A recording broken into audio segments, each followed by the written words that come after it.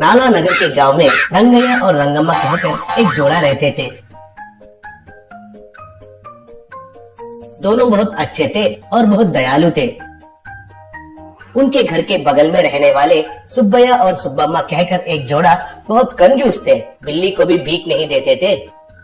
रंगैया वाले उनके घर के सामने ही एक ठेले के ऊपर एक बर्गर तैयार करके बेचते थे। उसके लिए पहले उबाले हुए अंडों को छीलकर उनको 2 टुकड़ों में करके उस अंडों का पीला भाग को तेल में मसाला डालकर अच्छे से तलाकर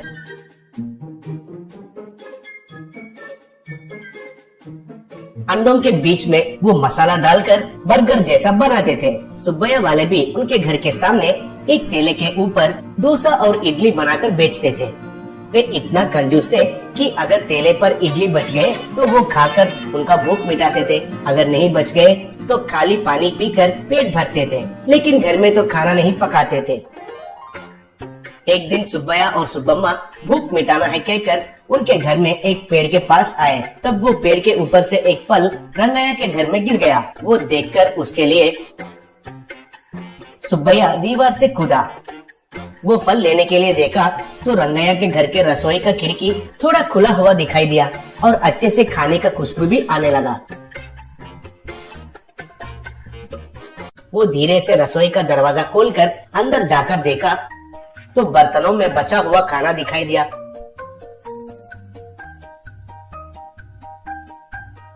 वो एक कपड़े में उनको बांधकर वापस दीवार से उनके घर में कूदा। घर में बीवी से जो हुआ वो कहा तो उसकी पत्नी उसको बहुत तारीफ करने लगी। दोनों मिलकर खुशी से खाना भी खाए।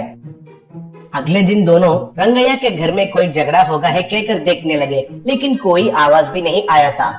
तब रंगम्मा, क्यों जी, उनके घर में खाने के लिए कोई गौर नहीं किया लग रहा है।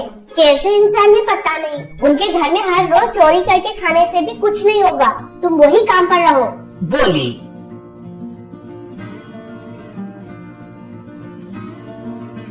उस रात को भी सुब्बैया दीवार से कूदकर दरवाजे के पास गया। उसे थोड़ा धकेलते ही वो दरवाजा खुल गया। अंदर जाकर फिर से खाना चुराया। ऐसे तीसरा दिन भी चुपके से जाकर उधर देखा तो उधर उसे कुर्सी और उसके सामने पत्ते में खाना परोसकर दिखाई दिया। वो हैरान होकर उस खाना को भी चुराया।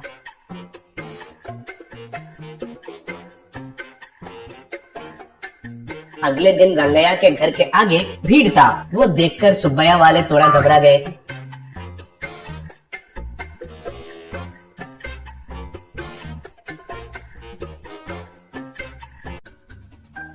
धीरे से वे नजदीक जाकर क्या हो रहा है देखने लगे। तब सुब्बैया लोगों से, हमारे घर में हर रोज भगवान आकर खाना खाकर जा रहे हैं, वो कहने के लिए ही आप लोगों को बुलाया, कहा। वो सुनकर सुब्बैया वाले अंदर ही अंदर बहुत हंसने लगे। तब एक आदमी, क्या भगवान आकर खाना खाया, ये आप क्या कह रहे हैं जी, पूछा। तब रंगैया, हाँ भाई, हर रोज भगवान आकर खाना खाकर जा रहे हैं। पहले दिन खाना गायब होने से कोई कुत्ता या बिल्ली खाए होंगे कहकर मेरी बीवी ने बोली थी, लेकिन मैं तो भगवान खुद आकर खाए होंगे सोचा, इसलिए दूसरा दिन वो क्या है जानना है कहकर खाना ज्यादा बनाकर दरवाजा को भी बंद करके रखे थे। फिर भी खाना गायब हो गया। हम हैरान होकर तीसरा दिन पत्ते में खाना परोसे थे, इस बार पत्तों के साथ साथ खाना भी गायब हो गया। फिर ये तो जरूर भगवान का ही काम है, कहा। वो सुनकर लोग, हाँ ये तो भगवान ही है, भगवान ही है कहकर चिल्लाए। तब ये सब देखकर सुब्बैया और सुब्बम्मा बहुत खुश होने लगे। तब एक आदमी, आपके घर में आने वाले भगवान को हम भी देखते हैं जी, क्या कहते हैं लोगों, कहा। तब लोग, हाँ सबको देखना ही है, सबको देखना ही है कहकर चिल्लाने लगे। तब रंगैया, अच्छी बात है, लेकिन आप सब लोग देख रहे हैं कहकर भगवान नहीं आ सकते हैं, इसलिए चुपके से देखना सही होगा, कहा। वो सुनकर लोग ठीक है कहकर मान लिए। उस दिन से लोग उनके घर के आसपास छुपकर उस रसोई के तरफ ही देखने लगे। चोरी करने के लिए देख रहा सुब्बैया को वे लोग दिखाई देकर वो रुक गया।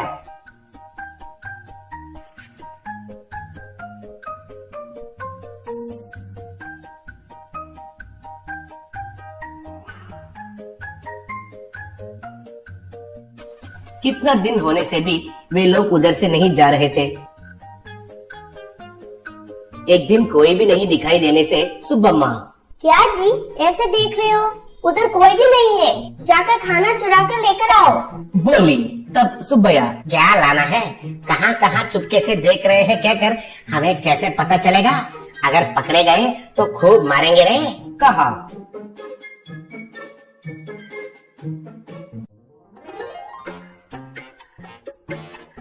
एक दिन रंगैया और रंगम्मा उनके ठेले के पास आए।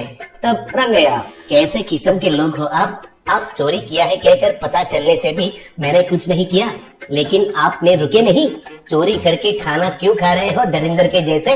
इसलिए आपको सबक सिखाना है कहकर लोगों को भगवान आकर खाना खाकर जा रहे हैं कहकर यकीन दिलाया। अब से लोग ही हमारा घर का रक्षा करेंगे, कम से कम अब से बुद्धि बदल कर अच्छे से जीना सीखो, कहकर डांटा। उससे सुब्बैया और सुब्बम्मा सर झुकाकर शर्मिंदा होने लगे। एक गांव में कपाड़िया नाम का एक धनवान रहता था। उसके कई किस्म के बिजनेस थे। उनमें से एक बिजनेस था किसानों से सब्जियां और फल खरीदना, उन्हें अपने गोदामों में रखकर बाद में ट्रैक्टरों में और ट्रकों में दूसरे गांवों में भेजना। किसान चाहे जितना भी बढ़िया सब्जी लेकर आते, उसकी आदत थी कि कोई ना कोई बहाना करके उनसे कम दामों में वो सब खरीदता था। उसी गांव में चकमा नाम का एक गरीब किसान रहता था। वो भी अपने खेत में सब्जी उगाता था। वो किराए में एक ट्रैक्टर को लेकर उन सब्जियों को ट्रैक्टर में डालकर बाजार में ले जाकर बेचता था। वो उन सब्जियों को कपाड़िया को बेचता था। हमेशा की तरह कपाड़िया कोई ना कोई बहाना करके कम दाम में सब्जी खरीदता था। कपाड़िया, अरे चकमा, जब देखो पैसों के पास किरकिरी करते रहते हो। भाई टमाटर को तो आजकल कोई पूछता भी नहीं है। भाई तुम्हारे पास टमाटर खरीदना तो मेरे लिए नुकसान है। और रही बात तुम्हारे आलू की, भाई ये तो ठीक से उगा भी नहीं है। अब तुम ही बताओ मैं इसे बेचूं कैसे? यूँ कोई ना कोई बहाना करता रहता था। चकमा भगवान को बहुत मानता था। वो हर रोज बिना भगवान की पूजा किए घर से बाहर नहीं निकलता था। वो हमेशा गांव के बाहर एक आश्रम में जाकर वहाँ के स्वामी जी को प्रणाम करता था और उनका दर्शन लेता था। स्वामी जी चकमा से, बेटा, जब तुम बच्चे थे मैं तुम्हें तब से देख रहा हूँ। तुमने इस आश्रम के लिए बहुत कुछ किया है। तुमने मेरी भी खूब सेवा की है बेटा, लेकिन तुमने कभी मुझसे कुछ नहीं मांगा। ऐसा क्यों बेटा? क्या तुम्हारी कोई इच्छा है? तब चकमा, स्वामी जी, आपकी दया से और ऊपर वाले की कृपा से मैं बहुत खुश हूँ। मेरी कोई इच्छा नहीं है स्वामी जी। जब जरूरत पड़ेगी मैं जरूर आकर आपसे मांगूंगा स्वामी जी, कहकर प्रणाम किया। एक बार चकमा के खेत में आलू की बहुत अच्छी फसल हुई। बड़े बड़े आलू उगे। उस फसल को देखकर चकमा बहुत खुश हुआ। तब उसके दिमाग में एक उपाय सूझा।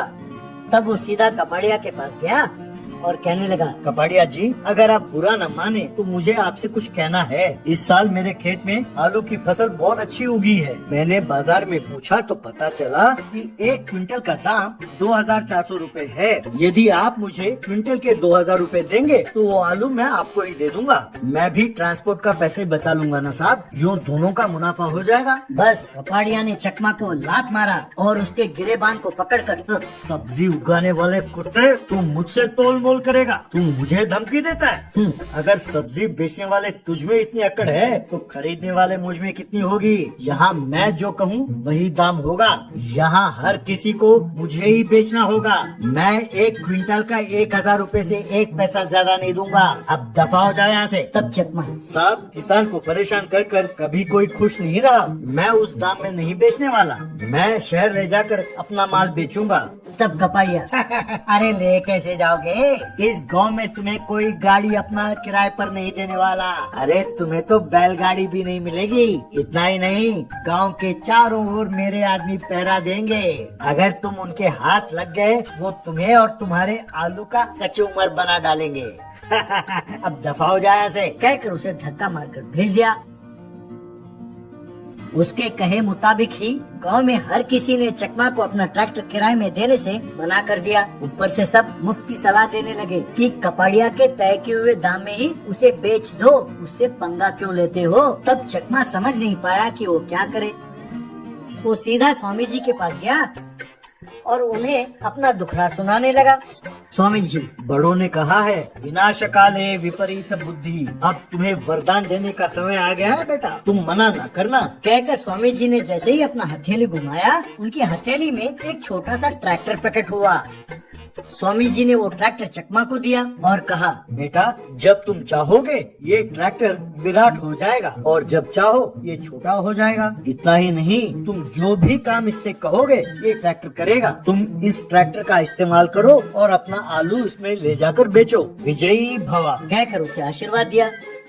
यूं चकमा उस ट्रैक्टर को अपने खेत में ले गया और उसे जमीन पर रखकर उसने इच्छा प्रकट की तो वो ट्रैक्टर बड़ा हो गया। ट्रैक्टर के पीछे 4 पहिए थे और ट्रैक्टर खूब बड़ा था।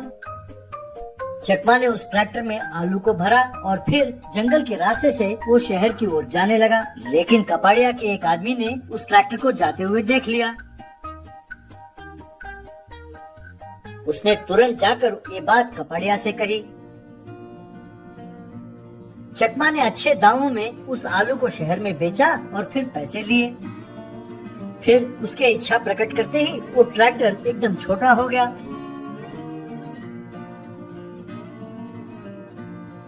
वो उस ट्रैक्टर को लेकर बस में घर के लिए रवाना हुआ। एक जगह चेकपोस्ट रखकर कपाड़िया और उसके आदमियों ने बस को रोका।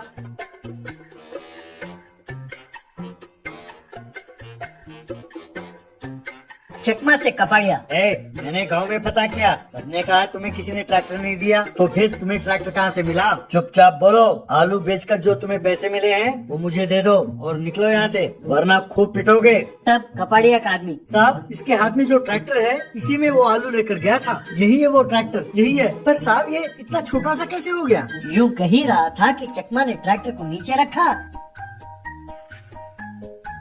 और उसने इच्छा प्रकट की। तब ये ट्रैक्टर एकदम बड़ा हो गया। चकमा ने जैसे ही इच्छा प्रकट की कि कपाड़िया और उसके आदमियों को मारे, उस ट्रैक्टर ने जाकर कपाड़िया और उसके आदमियों को मारना शुरू किया।